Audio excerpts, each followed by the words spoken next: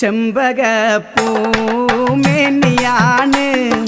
ചന്ദനത്തളിലാസലളിതം ചന്ദ്രോദയത്തിൻ്റെ കാന്തിയാണ് അവൾ ചാരുറ്റ താരുണ്യ രാഗമാണ് ചെമ്പകപ്പൂമേനിയാണ് ചന്ദനത്തളിലാസലളിതം ചന്ദ്രോദയത്തിൻ്റെ കാന്തിയാണ് അവൾ ചാരുറ്റ താരുണ്യ രാഗമാണ് ചെമ്പകപ്പൂ